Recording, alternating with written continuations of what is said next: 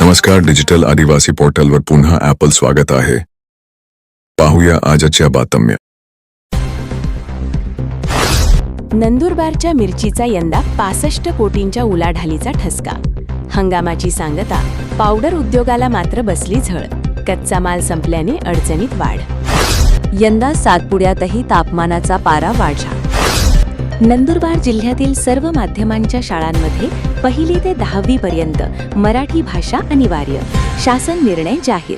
नियमाचे उल्लंघन करणाऱ्या शाळांविरुद्ध आता कडक नियमावली, अन्यथा मान्यता रद्द होणार. नंदुरबार तालुक्यातील लोई परिसरात केबल चोरीच्या घटनांत वाढ. शेतकरी ढास्तावले. पोलीस गस्त वाढवण्याची मागणी. तुमच्या शरीराचं तापमान 37 अंशांवर वकू.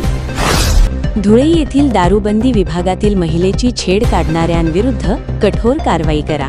मनसेचे अधीक्षक यांना निवेदन.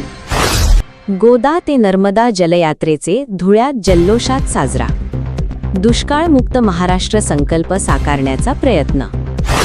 150 मीटर भराव टाकून पाटचारी गायब.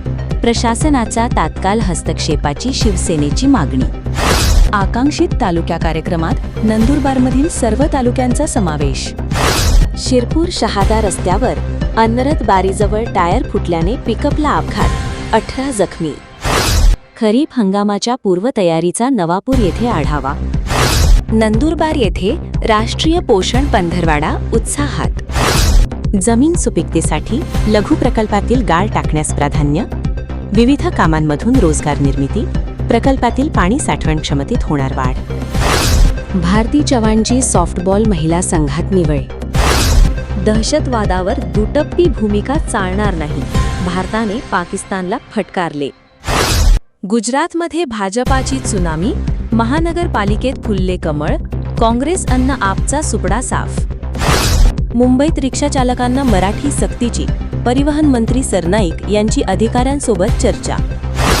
नाशिक धर्मांतर प्रकरणात थेट मलेशिया कनेक्शन.